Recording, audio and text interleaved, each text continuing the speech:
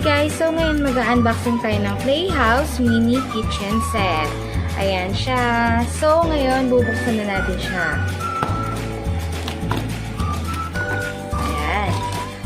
Ang una nating makikita ay sticker. Ayan siya. Didikit natin ito mamaya doon sa mga laruan. At ito. Buksan natin. Meron siyang dalawang plato, itlog,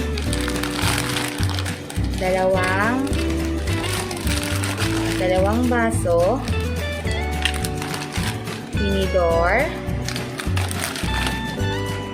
Ay, pangluto to, yung mga kutsilyong pangluto. Ayan, hindi ko alam tawag dito eh, mga sandok. Ayan, mga sandok. Tapos, ito yung mga gulay, ang mga sauces niya.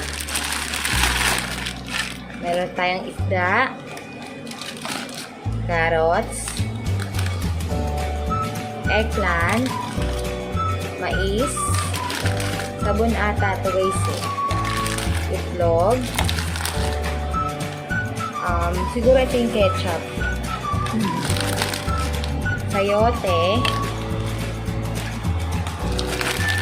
kanin, peanut, at hotdog. Ayan. Marami siyang laman, guys. So, ito yung lutuan niya. Di-battery ito, guys. Ayan. Ito yung di-battery siya. Tapos, meron siyang parang, pressure cooker. Ayan. Tapos, meron siyang mga kaldero. Ito yung parang ibubuin natin. Gagawin natin kumari may laman. Ayan.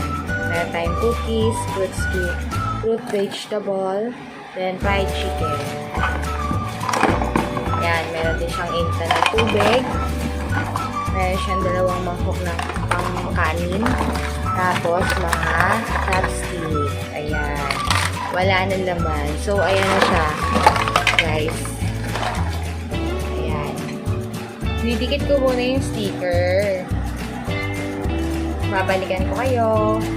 Guys, nadikit ko na lahat ng sticker. So, tingnan natin kung kompleto siya. Dito tayo magbabase sa picture na to.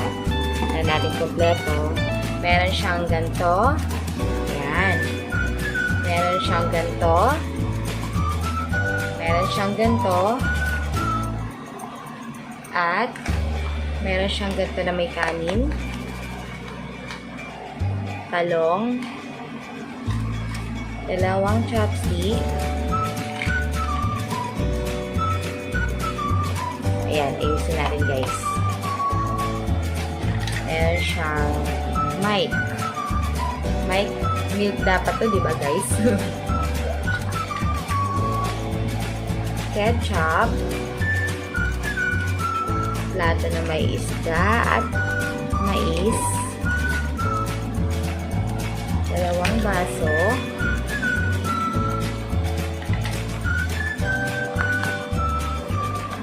Ayan.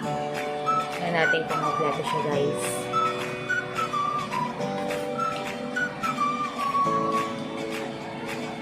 Mukhang kompleto naman siya guys. Ayan.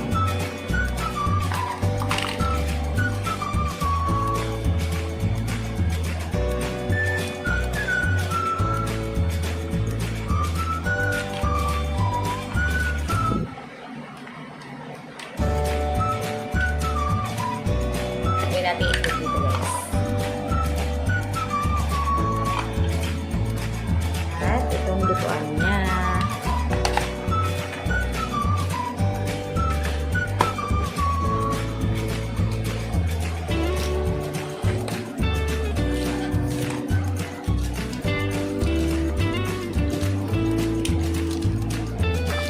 Ayan. Kompleto siya guys. Ang ganda niya.